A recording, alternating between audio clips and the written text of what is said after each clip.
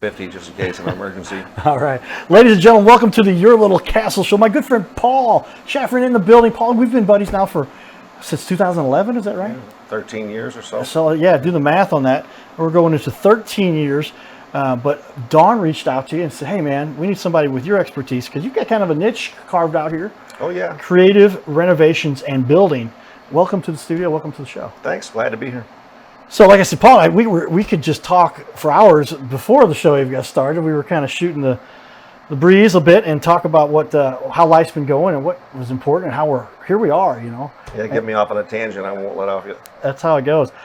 With that, though, let's start off. We'll shout out to our sponsors. If you can see here, Your Little Castle, brought to you by Carroll House Furniture, because you like nice things.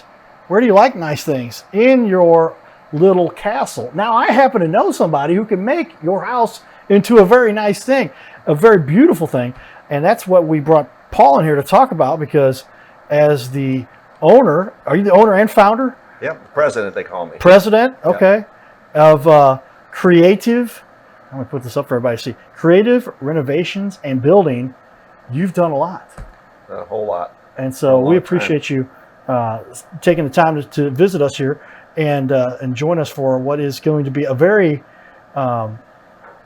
exciting review of what's it take to build a house, to put things into, to make, you're spending your time helping people make their house into that beautiful castle that they dreamt of, right? Is that kind of what it is? I've told people a lot of times, I mean, builders make beautiful places for people brand new. And as time goes on, that those things wear out or they become outdated. And I have a career because of builders. You know, in some senses, because sometimes builders will put things in to keep the cost of the house down so people can get in the house. So they might do builder grade window, builder grade siding, and whatnot. People move in there and they want to make it better and improve it. So we get a call and help them do that. Yeah. How often? I mean, I guess most people do when they buy a house. It's never exactly what they initially. I mean, it might be what they need right when they bought it, but years later, as kids come around and families grow, or then kids grow up and move away, then you've got other things that you might want to do with the house. You can come in and renovate creative renovations and building to make it into. What do you do most of it? If there was one category you think most of your work falls into, what would you say? Those needs that you mentioned, like families increasing in sizes is one of the ways that we built our business and one of the niches that we formed, and that's our room addition. We do a lot of room additions because we're known to do them, and so people will refer us a lot of business because of that. And we do the blueprints and get the permits and handle everything for them. And so the room additions is really the thing, kind of how we got our name, finding creative ways to build a room and it doesn't just look like you put a box on somebody's house. True, yeah. You want something, these renovations are designed to increase the value and the usage of the house. My parents have had a room addition, if you will. It's kind of just went out where the deck used to be, but now they've enclosed the whole thing, put a floor, solid floor and all that. But that's added, I don't know, that room's 15 by 15, 300 square foot to their house. You can add 10, 15% to the size of somebody's house. Is that true? Oh, yeah, easy. And usually I'll let people look at the value of their house as is, depending on the lot size, have them divide the square footage of that. And that's about what your budget for that room should be per square foot. And people are, how's that? Well, you take your value of your house, your appraised value divided by square foot, and then you want to do a 400 square foot addition. That's about what you can expect to get out of it. Very often, the cost of building the room is more than that number. Okay, so that's a good way to effectively figure out your budget, so you can kind of gauge how much you should spend on something. Some neighborhoods, it's not true. Some neighborhoods, the cost of building is less than the square footage value of the house. Some places it's not. Some places it's going to be. But the cost of building it is, a 2x4 is the same in one market as another, right, for the most part. Okay. And these are things, what is somebody trying to accomplish most times? I mean, they're not necessarily trying to increase the value of the house, but that kind of comes along with it. But this is to accommodate. They had a little baby brother came around that may not have been planning for, and now you don't want the two kids having to share a room, so you say, hey, we're going to give Bobby his own room. That's exactly that. Well, I mean, there's that, and there's people moving into a new neighborhood, and they already have a big family, and they need, well, we can't live like this, and they can't put the kids in the basement because the basement's not really kosher for a room unless you put an egress window in, so there's all that. So people want to increase their value, sure. They want to build it for what they need, really. And some people say, I'm dying, I'm in this house, you're going to take me out of here in a box, I don't care. I don't care how much they don't say they don't care, but they say it's not the end of the world if it's a little bit too much, because they're not worried about the value for resale. Yeah, and it's more about the living accommodations, right? So that my mom spends, I'd say, 90% of her time out in this new, what do you call it, extended area? Room It's addition. a room addition, right? And it's got the big TV out there and windows all the way around, and a door that goes out to the deck, and air conditioner just for that room built Well, into. and it's very important to have the space is what you need. It kind of goes along with when I speak to the clients. They also, at the end of the job, they say, "What a beautiful design that you did." It's right. I said, "Really, you designed it. I listened to what you needed, and I was your tool to design it." Right. I don't like referring to myself as a tool, but I get it. I designed this thing based on what this Q&A we had, what you tell me you want. And so if they really designed it by telling me what they wanted, and I built it. Now, at the end of the day, on the outside of the home, you want it to look like it was designed for that home. You want it to look like it belongs in the space, either as an ornament feature that stands out a little bit deliberately, or blends in and looks like it was always part of the house and you didn't know if it was an addition or not. It's even better. And on the inside, it has to meet your requirements when you walk in and say, this is my living room and I'm going to chill out in here, or this is my family room or my bedroom with a nice, beautiful bathroom. It has to make you have that feeling of, this is what I wanted. Yeah, so this is often an emotional decision for Very people emotional. because this is where they're going to raise the kids and bring up and take care of the pets and the animals and the friends that come to visit, the relatives come in town. This is how they represent themselves a little bit. So you're really helping people to create their castle, Yes. literally. Yes, and it went back to the thing with the numbers. So I give you the criteria and how we design the room to make it meet the needs of the consumer, or the homeowner. But I also think of the square footage pricing, and I give them that because it is important at the end of the day that they're not spending too much, or at least I feel honest about telling them this is what it's costing you, so your house is not going to bear the market. You can't sell it tomorrow and get your money out of it. Right.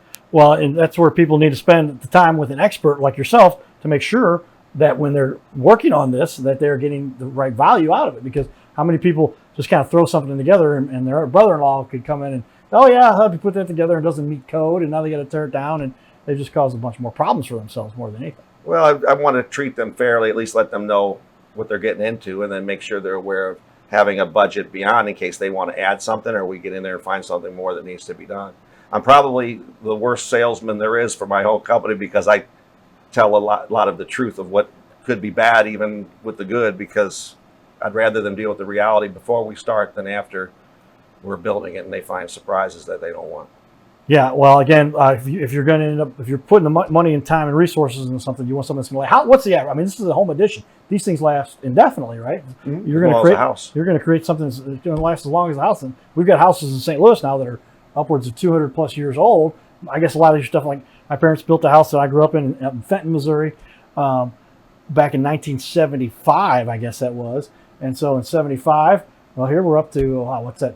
We're coming up on 50 years at that house. Oh, yeah, 49 years. And that's what these things, and it still looks great. It still maintains its value. And that's what you're helping people to create. Well, the houses you're saying from 1975 versus the 200-year-old houses, they're talking about two totally different building mediums. The ones that lasted for 200 years are usually brick and mortar, and they're like a castle as long as they've been maintained, as they last forever almost. Whereas most construction nowadays is, frame. If there's brick, it's a brick veneer on frame. Right. So it's not built the same. But to answer your question, it's going to last as long. But on an additional point, they're actually a little better because now the codes have increased the amount of insulation we have to use and make it a better. So the new room additions are usually better than the house they're going on to. Yeah, structurally, latest materials, latest design, latest and codes, that improvements in codes for safety and longevity of the structure. Well, then tell me, what is it that led you here? How did you initially come into this profession? Is this something you grew up doing, or how did you get into this? How long have you been doing this now? My dad, he worked at McDonnell Douglas, but I was one of 11 kids, so he also did real estate. And so I kind of was around him in his real estate endeavors and learned a lot about construction. I even took some jobs doing construction just to make money. I was always good at it. My older brother, Carl, was rehabbing some houses down off of South Grand back in the late 70s, and he would bring me along, 13 years old, to labor for him. And I learned a whole lot that summer, and I kind of had a knack for it. Then I was went to school and became a musician. Wanted to become a musician, so I still am a musician. But I was seeking my fame and fortune, went out to California, I built windmills out there, and the big tall electric ones before it was so in vogue. Like now, Right. the windmills are a big thing. In '86, the windmills that were kind of a novelty, really. A windmill. The electric windmills. Yeah, I was Okay. climbing up, putting those together. And was that designed for people to actually generate power? Or? Yeah, power. Okay. Back then in 1986 in Northern California, in the San Francisco area. In fact, Altamont Pass, where the Altamont concerts were, Okay. there's a bunch of windmills there that I helped build. Oh, wow. But I was on the top end. So at the end, after the structure was built, we'd hook up all the cables and make sure the thing was activated and working for a company called U.S. Wind Power. Okay. And I realized there was a windmill as a kid. I grew up in Stanton, Missouri. They had Jesse James, whatever down there. And there was a windmill there. I said, but that was a practical thing. It wasn't designed to be something just neat to have for design purposes to get people's attention. It actually had a function to generate some power. Yes, and a lot of power there. There's bunches of them. But I worked there for a couple of years, and I came back home to have my family. I got back into real estate and worked with my dad. And I one day, because I had done construction, also other types of construction work, remodeling and things when I was in California to make extra money. And then when I was back home, starting my family up, I was working at a real estate office, and it was when the interest rates were really out of line, and I had $1 million in listings, and nothing was moving. And I was answering the phone at the desk, and I looked down. There was an ad for remodeling school, and I answered the ad. It was actually a local lumber yard, and I went in there, and they hired me, and I went to their school and learned a whole lot about design and things like that. So that was a very integrated school, very smart stuff to be learned. But I learned a lot that I thought I knew. But what made me do that is when I was selling houses and listing houses, people would come to look at the house and say, "Hey, this is a beautiful house. We might want to buy it, but we hate the kitchen. How much is a new kitchen?" I'm like, I got no idea.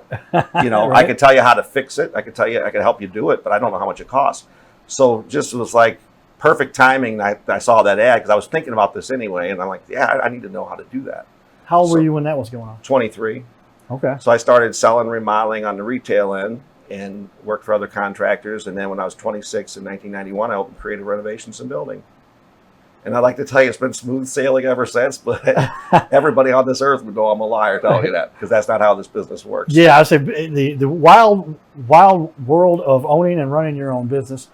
Somebody who's done that a couple times in my life. This is my new endeavor here, but it's one of these things, and you got to just stick with it. What do you think it is that provides for you to be successful? Is it just stick-to-itiveness and hard work, or what do you think really? Well, I tell you, the biggest thing is what I said. It's not been smooth sailing, but I always knew where the wind in my sails was coming from. That was my God.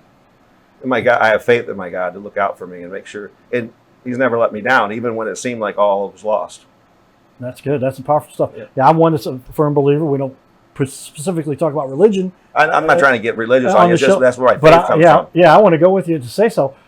There's definitely got to be something higher power than us. Well, it's just what I believe. I don't expect everybody else to believe it. Yeah, and I just as you kind of helps. For me, I'm a believer too, and there's definitely something bigger and better and stronger. And all the stuff didn't happen by accident. And I don't think it's nonsense. I don't think it's nonsense. But even if it is nonsense, if it works, hey, that's true. Well, it comes down to what is a matter of the fundamentals. If you just try to study, I'm getting into it a little bit here, and I will, because I talked to my mom one day about this. I said, "Mom, I think I've kind of figured this out. But there's a system involved here, and if you work within the system, doing what's right, helping people, contributing, making a difference, guiding, not go down the 10 Commandments. Pretty much that lays it out for you. Then life is easier. But if you go against these rules that were guidelines we've had, commandments, then life can be very difficult. And it just seems if you follow that. So there's a little bit of our life perspective, if nothing else. And I'm with you. I'll tell you, like, if I was digging in an archaeological site and you dug down and you found some watch or something, and you looked at this watch and thought, wow, this is very intricate. There's no doubt in your mind somebody designed and made it. Right. But if you found a human eyeball, you think it made itself. I don't. It was immensely more intricate than the watch. Right. It said the human eye is one of the most complicated components, development designs in the history of the world, and people just think it came poof out of nowhere. But anyway, sorry. You said you weren't going to go on that tangent. We went on the tangent. That's right. You talk about that all day too. Well, yeah. You got it. You guys with ADD, man, we're going to be lost for a minute. we will, but we're just throwing it out there for other people to enjoy, whether you agree or not. Share with us your perspective, but overwhelmingly evident to me, I think, and Paul and I agree on that. That there's somebody we've got to answer to, and if you it wakes me up every morning, and I get anyway. But you asked what kept my business going. Is that now the what's the core? I think of the survival of my business that I had something to do with besides just having faith. And you got to work. You can't just have faith and wait for things to right. You can, but you have to have effort. Yeah, and I think that one of the things that helped my business establish itself and keep moving in the right direction through all this, and I believe it's the testimony of what kept me going, is my philosophy that there's money and the business is obviously built. If you build a statue, that's the clay that you build the statue out of, and you have to have it for any enterprise. You have to have the money, but I always say people are more important. If you put people first and you let people be your driver, what your goals are, then the money takes care of itself, and it always has. Yeah. Another way my dad had said it to me, who wasn't a particularly religious, but he would go to church with my mom, and I think this is along those lines, but do what you love and the money will come. Yeah. But do what you love from the vein that if you're not doing something that doesn't benefit somebody, that doesn't help other people, they would need it, you're not going to sustain. But if you do what you love and you're helping people, things will work out and you can have success and live in that perspective that makes this whole thing carry on. Well, I'll be perfectly frank with you, okay, about loving what you do. You put a hammer in my hand, and I've carried a tool belt longer than I'd like to talk about, but you want to get me cussing, put a hammer in my hand. And this is the guy that was just talking about God a couple minutes ago. Right. So, here I hit my hand, but do I love the construction industry for itself? No, but I love the people in it. Right. I love the people I meet on the worker side. I love the people that I meet on the home side. And so that's the part that makes my business a business worth loving, is the people. That's what. Hence the putting people first and letting the money take care of itself. You got it. I like what you're saying there. So with that in mind, what is it about your business that is your passion? Why do you enjoy this so much? Because you get to help people, I guess, right? Right. The people is definitely the thing. The design, though, I love the design. There's a certain reward to coming to the design, even though the customer gave you the ideas to answer their problem. Problem solving is a thing I've always loved to do, even since I was a little kid. Puzzles, whatever. I like to solve problems. And you can just think, I'm going to sell this person a room edition and just do what everybody else does and slap something on. Or you can try to make it at least somewhat special and even take the time to redo, even though you have a set of plans you've worked on. I've had to redo plans because of my own insertions into the commentary with the customer when I'm going over it with them. Because I think we should redo this. So I have to go back to the drawing board and redo everything because of my own mouth. I could have kept my mouth shut and been on with the job, but I have to say it. If I come up with a better idea or I hear them say something that says, yeah, this isn't really what you need. What you just told me is you need this, and I need to move these walls. Well, you're hitting on all the right bases. That's what we put the cowboy hat. When you're really doing things to help the community, help those involved in what we're trying to do to make this little planet continue on. It's where I worked corporate America for a long time. Wonderful experience, not what I wanted to do with my whole life. But being able to work with small businesses is my passion, and we want to bring on the leaders that are making a difference. I love your perspective, too, and Thanks. We don't get into that kind of depth as often as I think we should. Sometimes it's a little touchy for some people, but you shared that with me a little bit when we had our discussion earlier. I said, the show's doing great to help people, bring in business. You're like, Carter, that's not what's most important to me. It's that I want to do to help people. And well, where would your show be without you? I mean, you are the show. I'm sure you have all the people that are out there supporting you, and I'm sure you're grateful to them. And same with me. So we could talk about construction here, and most people know quite a bit about it. Or we could talk about the reality of what this company is and what we're about, if it means anything to someone to hear. I think that's more important than how many nails we put in a 2x4. You got it. Well said. So this is what we're bringing this all to light for everybody, and this is the kind of fun discussion. And it was interesting. I'm glad we got to get into this a little bit. Let's talk a little bit more about what it is that makes this all work for you. Well, I'm going to show a little bit about some of the reviews you've got here because you've done very well, and there are a lot of people who have given you accolades. So quickly, here's your Google reviews: 4.5, doing very well there. 11 reviews. And then also something that most people pay attention to, I'll pull this up for you too. There's your Better Business Bureau, A+ there. So obviously something you've taken a lot of time to accommodate and earn this. And so what does it mean to you when you see these kinds of reviews that people are leaving for you, or you can see the ratings you're getting from trusted authorities like the BBB? Well, it feels good from the perspective that when you're in this business, you realize there's fairly high. I wouldn't say very high. It's not high general population, but there's a slightly higher amount of people that are going to never be happy than you would maybe in another industry. I don't know if that's the right way to paraphrase it, but it seems like there's more chances to come across that person that's just not happy. And it's happened to me Sure. a handful of times in 33 years now. So we've run into a few people that no matter what I do, best efforts, they're not going to be happy. And I think that'll account for that half star I'm missing probably. Right. You know. Well, yeah. Anybody that has a perfect score across the board, what's going on there? Well, I do have the perfect score. I just don't on the stars. Yeah, yeah. Well, that's because, A plus is the one that matters. right. the Yeah, most. yeah. And you even had somebody that had sent something they had a concern with, and you addressed it. And so those are things that. Yeah, but my point is, you haven't functioned on this little planet. You haven't run a business until you've run into a hurdle, and somebody, like you said, that no matter what you said or did, it seemed like they weren't going to be happy. And then you still you didn't give up on the job. You still finished the job and did everything that was required. Always following through. Well, it's funny how these negative complaints happen. Here I'm the worst salesman in the world because I'll tell you about the negative stuff. But I had a lady, an elderly lady, and she was widowed, and we did a roof or something. And I remember all of a sudden I get a thing from the Better Business Bureau. I called her, I said, "What happened?" And she says, "Well, I hear on TV about people paying for stuff, and then I had a leak." I said, "You have to call us first and tell us, and we can't fix it if you don't tell us." If you'd have told us, she goes, "I'm sorry." I said, I get it. You were scared, but all you have to do is call me, and then we can send somebody out. But I can't. You call a Better Business Bureau and complain when I don't send somebody out, and you ask for me to send somebody out. And so we fixed it. It was one of the ones that got resolved. It was a very simple fix, but it was just that's the perception people have of our industry now. It's not that great. So if you want to know, my real goal is to change that image of our industry Right. the best I can. Well, gentlemen like you that are out there with the right positive approach, I believe there's a very strong reason to have a belief in a higher power. There's something bigger, more important than us that obviously is going on here, and you exemplify it, and that's what's at your core. And then the money will come, as you say. So you've been able to provide for yourself and your family for a long time now. 33 years, right? Well, we've been married, 33 years with the business, been married for 35, just celebrated our 35th There anniversary. you go. And we do have Paul's wife in our picture here. Let me change our title up here. There it is, right there's the Ancient Birdie. Yeah, beautiful young lady there. I love her. She's been, and you guys, you told me, like many relationships, went through some all the excitement you have with a relationship, but 35 years later, still here. Yep, we figured it out. It was Still- stuck together. Still happy. That's dynamite. We got 8 kids, 18 grandkids. So There you go. her name's Angela, by the way. Angela. Yep.